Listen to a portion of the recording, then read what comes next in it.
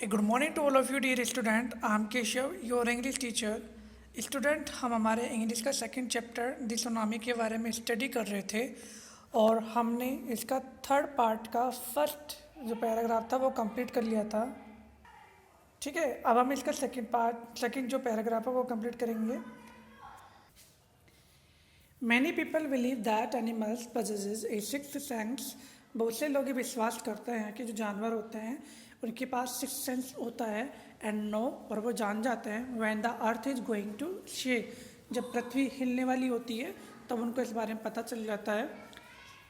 Some experts believe that animals more accurate hearing helps them to hear or feel the earth vibration. और कुछ expert इस बात पर विश्वास करते हैं कि जो जानवर होते हैं, ठीक है, उनका जो हियरिंग जो लेवल होता है बहुत अच्छा होता है और वो बहुत हेल्प करते हैं उनकी टू हियर सुनने में और या फिर महसूस करने में जो अर्थ का वाइब्रेशन होता है उसको। एक्चुअली में क्या है कि कुछ एक्सपर्ट इस बात को मानते हैं कि जानवरों के पास में ऐसी हियरिंग की मतलब सुनने की ऐसी क्षमता होती है कि वो जब अर्थ वाइब्रेट करती है तो वो उनको फील हो जाता है या फिर उनको समझ में आ जाता है। They can sense an approaching disaster long before humans realise what's going on. और मतलब कि वे सेंस दे कैन सेंस और वो इस भाव का पता लगा सकते हैं, इस बात का पता लगा सकते हैं कि इसका एन अप्रोचिंग डिजास्टर, जो आने वाला डिजास्टर है, आपदा विपत्ति, लॉन्ग बिफोर मतलब किससे पहले, मानव से पहले उनको इस बारे में पता चल जाता है। रियलाइज व्हाट्स गोइंग ऑन, जब मानव को इस बारे में महसूस होता है कि क्या होने जा रहा है उससे पहले उनको इस बारे में पता चल जाता है, क्योंकि दे कैन सेंस, क्योंकि उनके पास में बहुत अच्छा सेंस होता है। We can not be sure whether animals have a six sense और नॉट। हम इस बारे में श्योर नहीं हो सकते कि जानवरों के पास में सिक्स सेंस होता है या नहीं होता, but the fact is that, लेकिन जो वास्तविक तथ्य है वो क्या है, the giant waves that rolled through the Indian Ocean killed more than 150,000 people in a dozen countries। तो जाइंट जो वेव थी, जो बड़ी विशाल जो लहरें थी, उन्होंने इंडियन ओशन थे महासागर में, ठीक है, वहाँ पर 1,50,000 लोगों को 12 कंट्रियों में, 12 जो देश है उनमें मारा था, ठीक है, उनकी वजह से 1,50,000 जो लोग थे वो मर गए थे। But not many animals have been reported dead, लेकिन किसी भी जानवर के मरने की वहाँ पर कोई भी खबर नहीं आई थी। Along India Cuddalore coast where thousands of people perished, buffaloes, goats and dogs were found unharmed. मतलब कि इंडिया में कुडालोर कोस्ट पर जहाँ पर हजारों लोग पेरिस्ड का मतलब है डाइड, मर गए थे, buffaloes, goats and dog were found unharmed, और वहाँ पर जो भैंस हैं, गोट्स हैं, ठीक है, बकरियाँ हैं और कुत्ते हैं वो पाए गए थे अनहार्म्ड, बिना किसी हानि पहुँचाए हुए।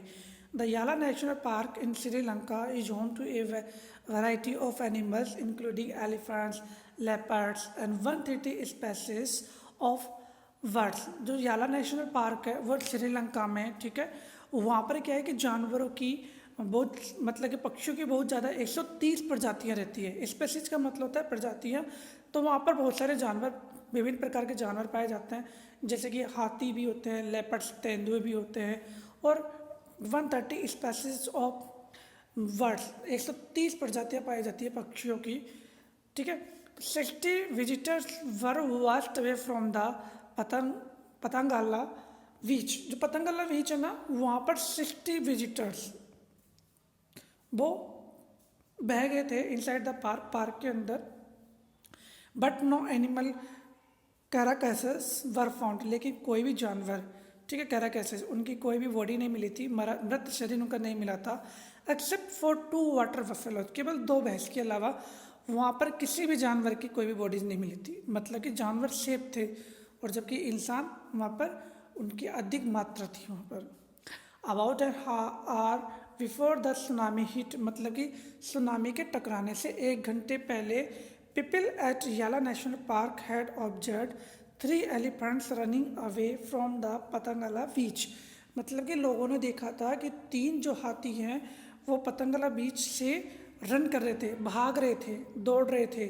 ठीक है, तो समझ में आएगा कि जानवरों को 1 घंटे पहले पता चल चुका था कि कुछ ना कुछ तो घटित होने वाला है।